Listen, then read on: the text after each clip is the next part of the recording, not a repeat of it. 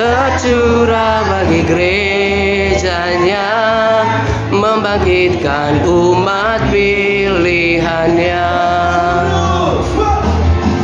Roh Kudus tercurah di tempat ini, urapannya yang ajaib memulihkan umatnya. Roh Kudus tercurah bagi gerejanya, membangkitkan umat pilihannya. Hari inilah harinya Tuhan, saat pembebasan tiba. Belenggu dosa, belenggu dosa telah dipatahkan. Mari bersorak bagi Dia. Anggur baru tercurah, penuhi umatnya dengan sukacita. Minyak baru tercurah, urapi umatnya, nyata kuasanya. Serius ya?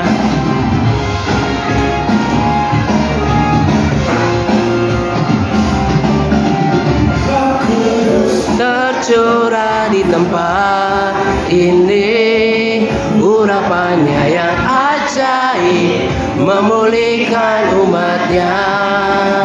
Roh Kudus tercurah bagi gerejanya, membangkitkan umat pilihannya.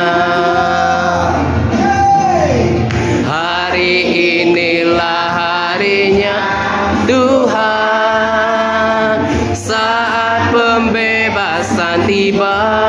Belenggu dosa, belenggu dosa telah dipatahkan. Mari bersorak bagi Dia. Hei, anggur baru tercurah, penuhi umatnya dengan sukacita.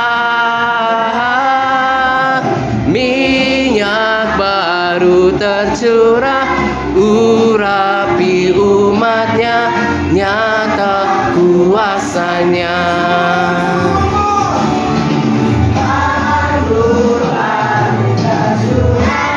Penuhi umatnya dengan sukacita. Minyak baru tercurah, urapi umatnya, nyata kuasanya. Anggur baru tercurah, penuhi umatnya dengan sukacita. Minyak baru tercurah, urapi umatnya, nyata kuasanya.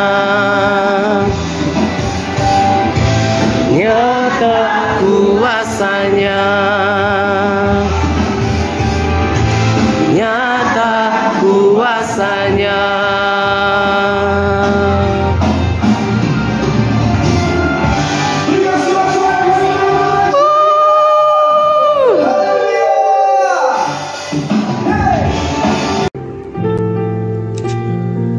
Shalom semuanya, salam sejahtera untuk kita sekalian.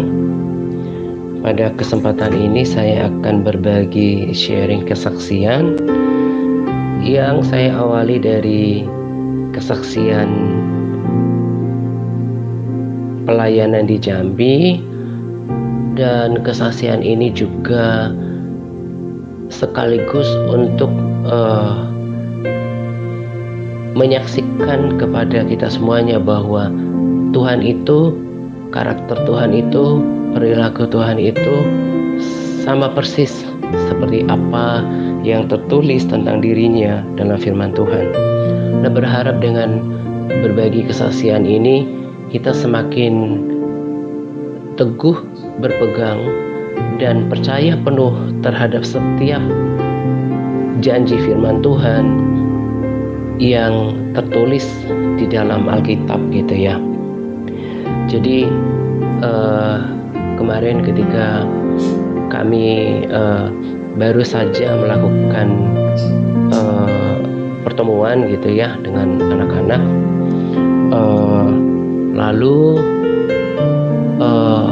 setelah acara selesai biasa mereka main sejenak gitu ya, lalu tak terencana gitu ada bincang-bincang dengan kita ngobrol dengan beberapa anak yang udah besar ya, anak-anak yang lebih gede, yang mereka berada di yang kelas SMP gitu ya, yang tingkat SMP dan juga SMA gitu. Nah, awalnya cuma obrolan ringan gitu ya, sampai pada mereka mengungkapkan apa yang mereka rasakan. Ya, dalam hal ini adalah apa yang Tuhan kerjakan di dalam hidup mereka. Awalnya saya tanya salah seorang ya yang SMP, tanya gitu ya, kamu tadi pas penyembahan nangis ya gitu ya. Terus lalu dia bilang, loh kok Tulang lihat? Ya karena sesekali Tulang buka mata untuk mengontrol kalau kadang ada anak yang terlalu mengganggu ya, saya kasih isyarat gitu ya. Tapi kalau cuma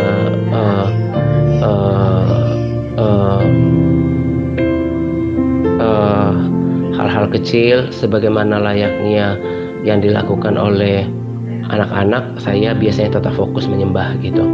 Jadi ketika saya membuka mata untuk memberikan isyarat kepada anak yang mungkin terlalu mengganggu selama penyembahan, saya lihat dia menyeka air matanya gitu ya. Lalu dia bilang, Tulang kami nggak tahan gitu ya. Jadi dia nggak tahan dengan hadirat Tuhan dan dia menangis untuk kesekian kali gitu. Saya tahu anak ini punya luka batin, punya luka batin ya di dalam hatinya, karena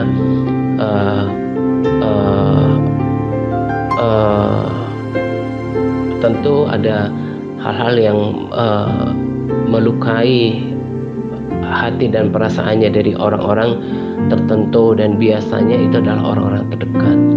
Nah, dan saya tahu sampai sejauh ini bahwa Tuhan sedang berperkara dengan anak ini gitu. Dan saya cerita kalau saya dulu juga orang yang terluka, orang yang totally rejected. Jadi orangnya dulu merasa tidak berharga, minderan gitu ya. Dan saya nggak kebetulan punya latar belakang seperti itu. Dan setelah Tuhan sembuhkan, Tuhan pulihkan, kemudian Tuhan pakai untuk melayani, melepaskan orang-orang dengan masa lalu yang sama gitu. Nah, dan kalau sampai anak ini betul-betul mengalami jamahan Tuhan, dia mengalami perjumpaan pribadi dengan Tuhan, dia bisa luar biasa gitu. Orang-orang yang seperti firman Tuhan katakan, orang-orang yang merasa diri dosanya diampuni itu mengasihi Tuhan lebih gitu ya. Dia dulu merasa berbuat dosa besar, merasa tidak layak, tetapi setelah rasakan kasih Tuhan, dia bisa mengasihi Tuhan lebih daripada orang yang merasa masa lalunya atau latar belakangnya orang baik-baik saja. Demikian juga orang yang terluka, ketika dia rasakan kasih Tuhan, dia bisa cinta mati-matian sama Tuhan gitu. Saya semakin untuk kesekian kalinya semakin mengerti kenapa Tuhan tempatkan saya di tempat di mana saya berada sekarang gitu ya. Lalu yang SMA itu juga udah bersemangat mau dibaptis air gitu ya. Kalau yang anak SMP itu mereka masih di gereja tradisi, saya masih terus doakan, pantau dia terus bertumbuh secara kerohanian gitu ya, dan sambil meminta hikmat Tuhan bagaimana menuntun dia pada kebenaran firman Tuhan gitu ya. Dan dia yang SMP ini adalah salah seorang yang sudah meluluskan pembacaan Alkitab Perjanjian Baru gitu. Sekarang dia sedang baca di Mazmur. Nah, kalau yang SMA ini justru sebaliknya, berada di gereja harismatik, tapi dengan usianya sekarang yang sudah SMA, belum ada yang namanya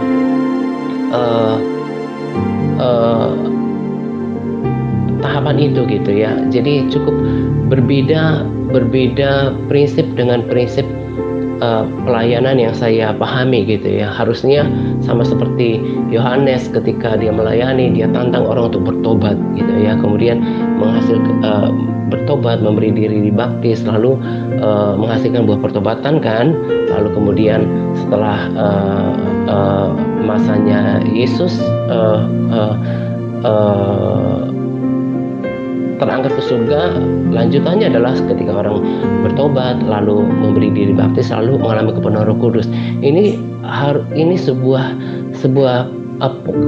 kelengkapan yang mesti dikenakan ya, istilahnya itu kepada setiap orang Kristen yang dilayani, supaya kemudian dengan kelengkapan ini ya, dengan permulaan yang sungguh-sungguh untuk bertobat, lalu mengikat perjanjian sama Tuhan dengan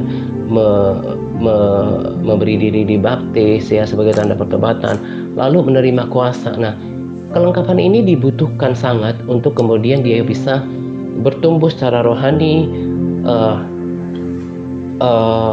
lalu menjalani proses perubahan dari manusia lama ke yang baru, perubahan karakter, termasuk juga menjadi saksi. Nah, saya lihat kok itu seperti bukan sebuah prioritas ya bagi malah kebanyakan orang Kristen yang berada di harismatik. Padahal itu hal yang penting. Yesus juga mengatakan itu hal yang penting kepada para murid. Mereka harus dipenuhi dengan kuasa gitu ya. Dan kemarin dia bersemangat untuk dibaptis air di gerejanya, dan saya kasih tahu nanti kalau udah dibaptis air, kasih tahu, karena saya mau berikan pengajaran tentang kepenuhan Roh Kudus supaya dia menjadi saksi. Karena berbeda ketika dulu saya sudah pernah saksikan, kalau belum mengalami kepenuhan Roh Kudus itu tidak ada dorongan, tidak ada gairah, tidak ada keberanian, tidak ada api yang berkobar-kobar untuk menjangkau jiwa gitu. Tetapi ketika orang mengalami kepenuhan Roh Kudus, dia akan berapi-api, bersemangat untuk menjangkau jiwa-jiwa. Nah, saya berdoa kepada Tuhan lewat ada lagi anak-anak SMP yang juga udah sungguh-sungguh gitu ya. 2-5 orang penggeraknya itu akan melakukan jauh lebih besar untuk pelayanan di kota ini. Ketika saya melihat ini, menyaksikan ini, saya betul-betul bersuka cita, seperti ada hal yang tidak terungkapkan gitu ya, terluapkan gitu. Betapa saya kagum dengan apa yang Tuhan kerjakan. Memang setiap penyembahan saya juga rasakan hadirat Tuhan gitu ya. Ya, salah satu contohnya adalah anak itu bisa menangis gitu ya. Saya sangat percaya kalau anak-anak SD ini juga mengalami Tuhan, sebab mereka menikmati semuanya, hanya mereka dengan kemampuan mereka sekarang belum terlalu capable, belum terlalu cakap untuk mengekspresikan, membahasakan, menjelaskan apa yang mereka rasakan gitu. Nah, jadi saya terharu dengan ini baru 2 bulan sebetulnya efektifnya dengan anak-anak ini. Tetapi sungguh saya melihat seperti firman Tuhan saya bagikan di catatan ya. Sebagaimana saya udah pernah bagikan ini belum lama ini gitu ya, Pengkhotbah 11 ayat 5. Di terjemahan baru dikatakan, sebagaimana engkau tidak mengetahui jalan angin dan tulang-tulang dalam rahim seorang perempuan yang mengandung, demikian juga engkau tidak mengerti pekerjaan Allah yang melakukan segala sesuatu.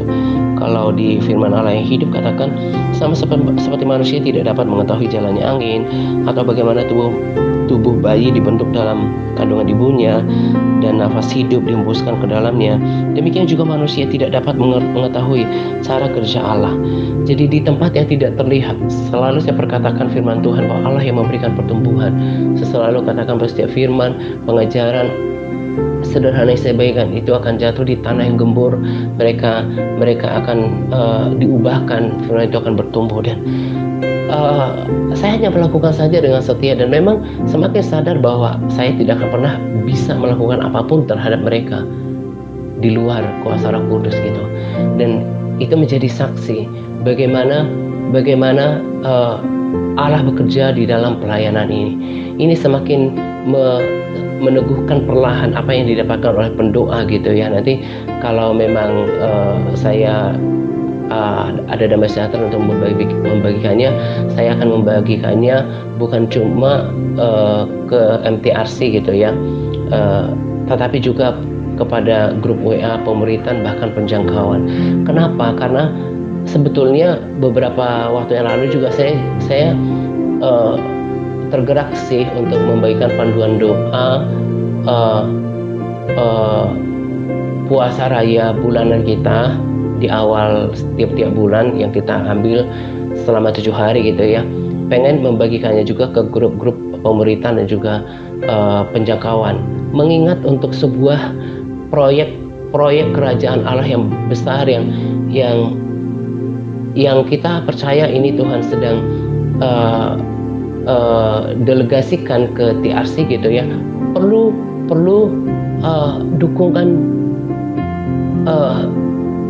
doa banyak orang ya. Perlu doa banyak orang untuk memenuhi cawan doa itu, untuk kemudian membuka ya atau meledakkan sebuah gelombang untuk kebangunan rohani terjadi gitu. Dan kemarin ketika saya lihat ternyata ya kalau soal hati kan nggak jaminan buat MTRC terbeban ya, baik terhadap mendoakan atau mereka yang mampu untuk mengambil bagian gitu ya.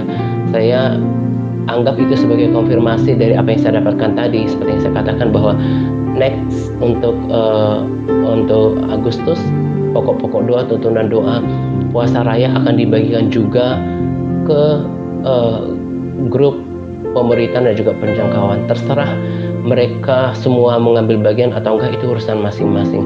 Tapi faktanya ternyata ada juga dari grup pemuritan yang terbeban untuk mengambil bagian dalam pelayanan ini gitu ya. Nah, jadi tadi saya katakan, saya katakan untuk memotivasi kita semakin terkonfirmasi apa yang didapatkan pendoa gitu ya.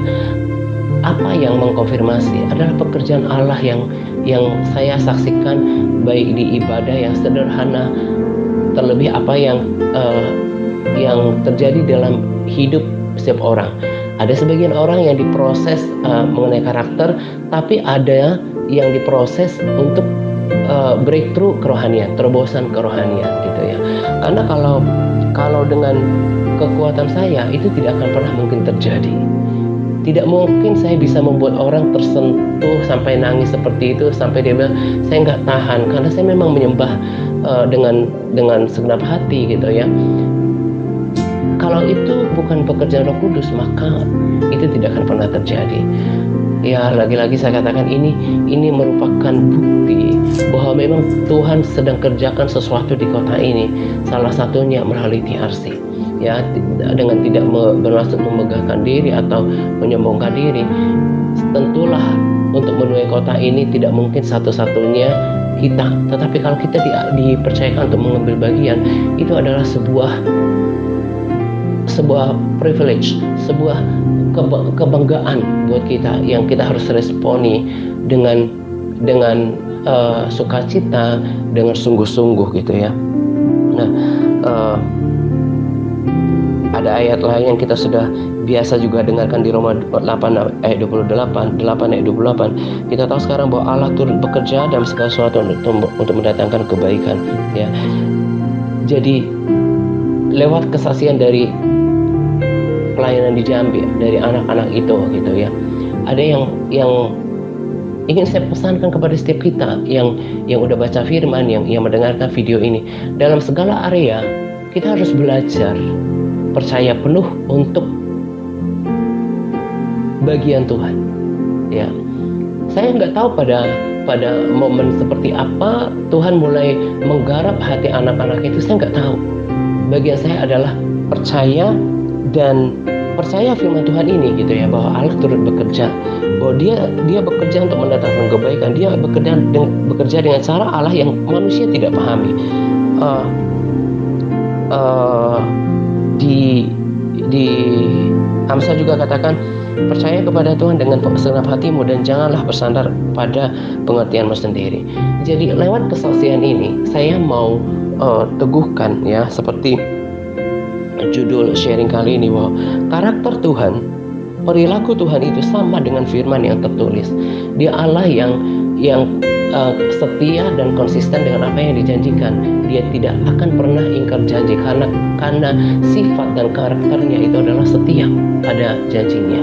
Nah, apa yang saya mau katakan lewat kesaksian ini gitu ya, tadi saya sudah katakan, kiranya kesaksian itu memotivasi kita semuanya untuk ambil bagian untuk sebuah momentum, untuk sebuah sejarah kebangunan kerohanian di sebuah kota yang Tuhan undang kita, libatkan kita untuk sebuah proyek yang ilahi, yang kekal gitu ya. Dan dalam area kehidupan kita masing-masing, kiranya kita ke depan semakin dewasa rohani, semakin punya keteguhan hati dan memiliki kapasitas iman yang semakin lebih untuk melihat, untuk merespons setiap firman Tuhan, bahwa firman Tuhan adalah ya dan amin ya. Di dalam segala area, entah pergumulan kita seperti apa, entah persoalan kita seperti apa, kita mau belajar menaruh sepenuhnya pengharapan kita hanya kepada firman Tuhan. Saya baca di Yesaya 26 ayat 3 ya, 26 ayat 4 dulu. Percayalah kepada Tuhan selama-lamanya. Saya bold, selama-lamanya. Percayalah kepada Tuhan, bukan cuma hari ini atau besok, atau jangan apalagi jangan sampai cuma kemarin, tapi selama-lamanya, sebab Tuhan adalah gunung batu yang kekal. Di Yesaya 26 ayat 3, yang hatinya teguh kau jagai dengan damai sejahtera, sebab kepadamu lah ia percaya. Yesaya 26 ayat 3, firman Allah yang hidup. Semua orang yang percaya kepadanya akan tetap memiliki damai sejahtera yang sempurna, yaitu semua orang yang hatinya tertuju kepada Tuhan ya. Jadi jenjang kerohanian kita seharusnya sampai kepada pencapaian di mana kita memiliki keteguhan hati kepada Tuhan terhadap firman-Nya, apapun itu kita katakan iya dan amin. Saya prihatin dengan sikap ada salah seorang teman lama sih di Jawa gitu ya, yang saya belajar untuk mendoakannya dengan tulus, ambil prihatin ya, prihatin dengan keadaannya.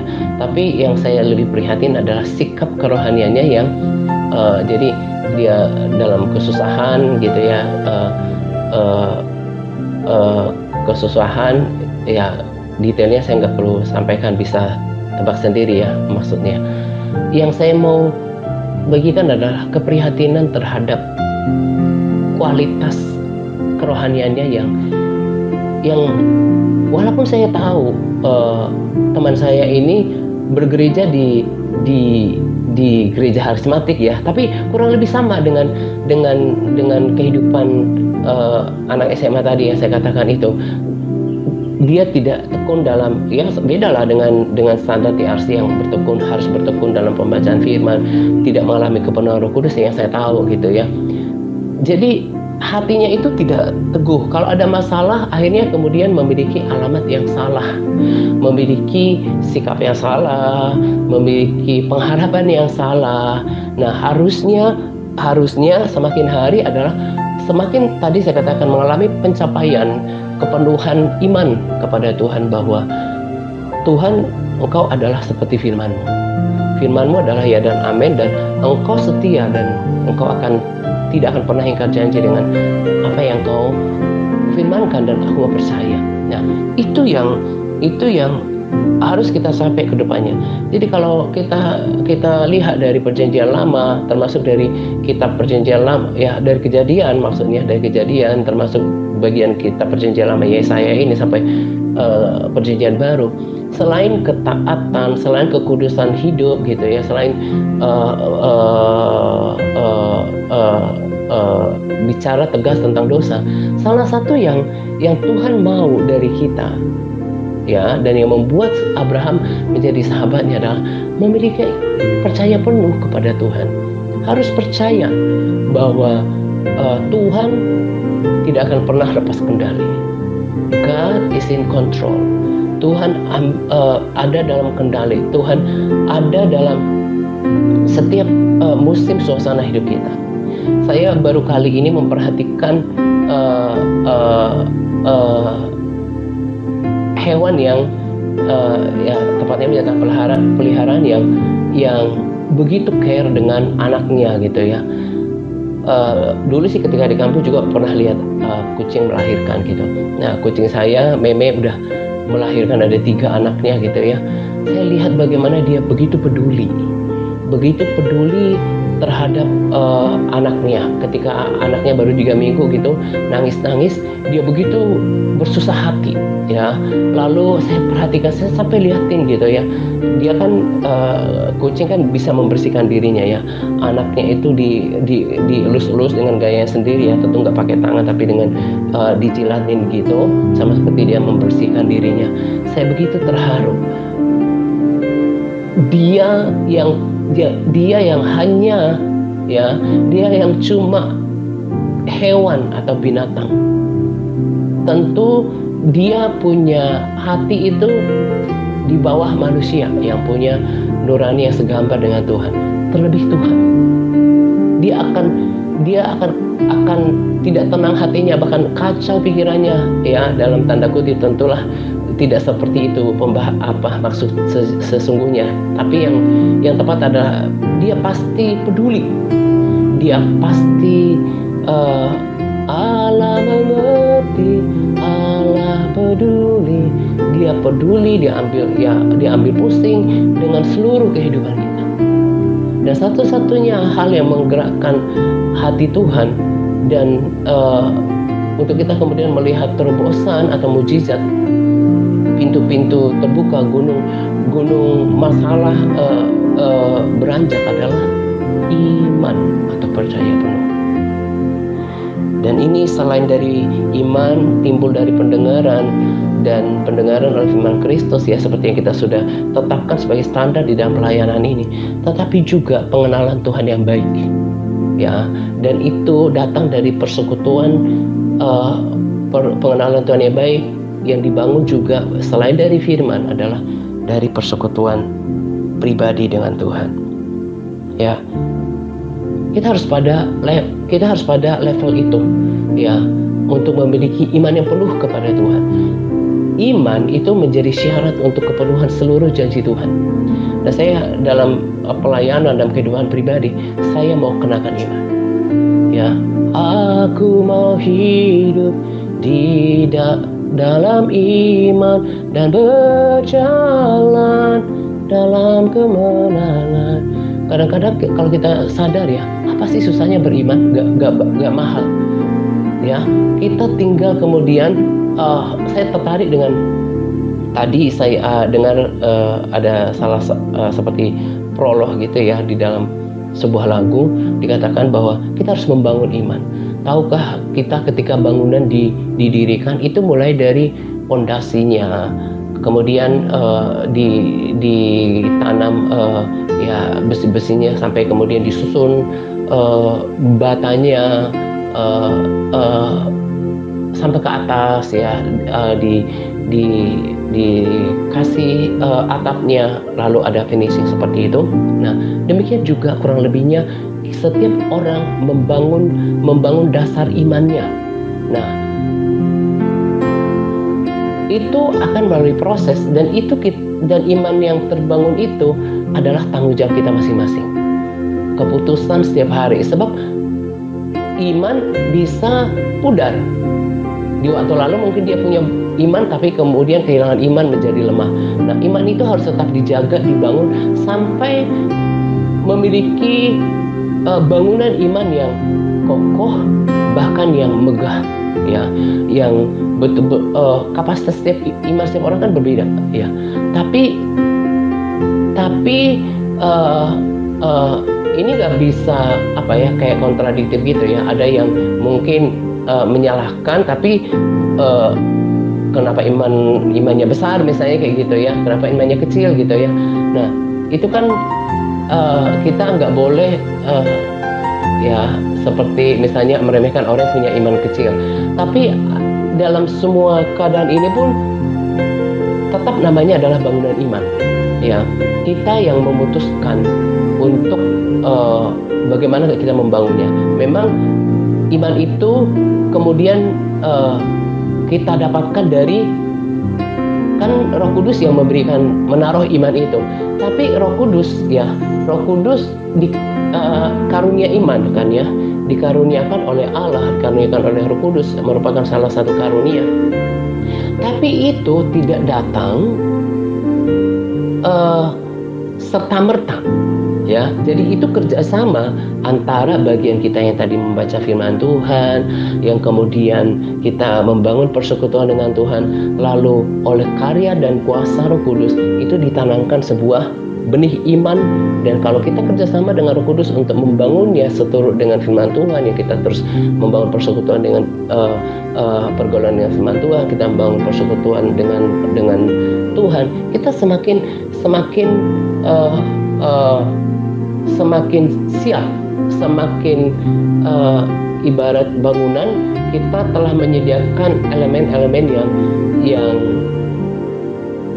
yang diperlukan untuk kemudian Roh Kudus membangun di dalam diri kita sebuah kapasitas atau bangunan iman yang megah, yang kokoh, yang kuat, ya.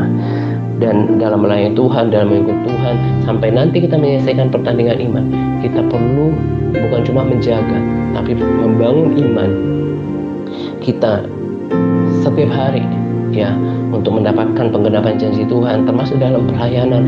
Kalau tadi saya katakan, saya hanya lakukan saja, saya hitung-hitung baru kurang lebih ya 2 bulan efektifnya, dan saya bisa melihat dalam waktu yang cukup singkat itu, ya, saya selalu katakan saja, Engkau yang memberikan pertumbuhan. Firman-Mu katakan seperti itu, Engkau yang memberikan pertumbuhan. Dan saya katakan setiap firman-Mu yang ditabur tidak akan pernah kembali sia-sia. Saya taruh iman saya atas setiap pelayanan, aktivitas pelayanan yang saya kerjakan, dan saya melihat buahnya. Dan tadi saya katakan untuk segala area dalam kehidupan kita, ini menjadi dasar, menjadi syarat untuk kita kemudian melihat janji Allah digenapi, doa-doa kita dijawab, atau gunung-gunung yang tembok-tembok apapun yang kita sedang mau pindahkan, itu adalah iman, ya. Sebuah bangunan yang harus dijaga dan dibangun terus lewat pembacaan firman Tuhan yang konsisten, persekutuan pribadi, dan kalau bisa saya tambahkan adalah sebuah tindakan yang harus berani gitu. Saya berani beriman. Karena apa? Karena mengenal sifat Tuhan yang baik, mengenal sifat Tuhan yang kasih, mengenal sifat Tuhan yang peduli, mengenal sifat Tuhan yang mampu melakukan semuanya. Nah, ini yang saya mau bagikan untuk kita pada sharing kali ini. Ayo kita sama-sama terus membangun diri kita, iman kita, kerohanian kita. Percaya penuh pada firman Tuhan. Jangan bersandar pada pengertian sendiri. Saya juga tidak bersandar pada pengertian saya sendiri untuk penggenapan apa yang didapatkan oleh pendoa yang tadi saya katakan sudah ditujukan dengan adanya pernyataan kuasa Allah di dalam pelayanan gitu ya. Kalau saya pakai kalau saya bersandar pada pengertian saya sendiri, impossible, nggak mungkin gitu ya. Tapi saya semakin sadarkan diri saya bahwa ini kan bukan pekerjaan kamu gitu. Ini kan pekerjaannya Tuhan gitu. Ini urusannya Tuhan. Tuhan hanya perlu channel. Tuhan hanya perlu mitra yang ambil bagian 1%, 99 Tuhan yang kerjakan semuanya. So don't worry tentang semuanya. Penyediaan lah ya, Tuhan yang kemudian gerakkan. Misalnya kayak para sahabat atau ya yang di grup WA yang mulai mengambil bagian, itu adalah sahabat atau saudara yang malah nggak pernah kepikir untuk mengambil bagian. Kesimpulannya adalah udah, jangan bersandar pada pengertian apalagi kekuatan sendiri. Serahin sama Tuhan, Dia yang kerja buat sediain semuanya, yang mengubahkan orang-orang gitu ya. Jadi saya lebih enjoy dengan pelayanan gitu ya, karena saya cuma lakukan bagian yang kecil, sisanya Tuhan. Dalam segala area hidup kita pun seperti itu. Bagian kita tetap belajar untuk berkomitmen ya, untuk hidup benar, untuk hidup taat, membangun iman kita. Hidup suci itu keharusan. Karena apa? Nggak akan bisa ada kerjasama atau penyatuan atau apapun istilahnya, nggak akan ada chemistry-nya, nggak bisa berjalan bersama-sama, gelap dengan terang, yang najis dengan yang suci ya. Itu sebuah keharusan kalau mau berjalan dengan Tuhan, yaitu kekudusan hidup. Tanpa kekudusan tidak seorang pun akan melihat Tuhan. Tetapi kalau kita menyediakan diri kita sesuai dengan kadar atau kualitas atau keadaan Tuhan, maka Tuhan akan datang dalam kehidupan kita, menyatu. Firman di Mazmur 14 ayat 25 ya, atau kebalik 25 atau 14. Tuhan bergaul karib dengan orang yang takut akan Dia. Tuhan juga dekat dengan orang yang hidupnya tidak bercelah. Itu yang kita harus bangun ya. Tetapi kalau kita buat pemisah, dosa, pemberontakan, ketidaktaatan, jangan berharap Tuhan akan berjalan bersama-sama dengan kita. Roh Kudus pun tidak menanamkan sebuah benih iman di dalam diri kita. Kita pun akan tertutup matanya untuk melihat kebenaran firman Tuhan ya. Jadi saya harus seperti recap itu semuanya. Itu hal-hal yang kita bisa perlukan untuk kita bisa berjalan bersama dengan Tuhan, memiliki iman kepada Dia. Kita pastikan hati kita tidak tertuduh oleh dosa, oleh pelanggaran, oleh sikap hidup yang tidak berkenan kepada Tuhan. Nah, akhirnya apa yang saya bagikan pada sharing kali ini, terus membangun kerohanian kita. Tanggung jawab untuk membangun kerohanian itu adalah tanggung jawab pribadi masing-masing, gitu ya. Jadi tetap bersemangat membangun iman dengan membaca firman. Itu sebuah dasar yang saya tanamkan juga di dalam pelayanan ini, dan saya melihat kuasa firman itulah yang terjadi, gitu ya. Dan Tuhan Yesus memberkati kita senantiasa. Amin.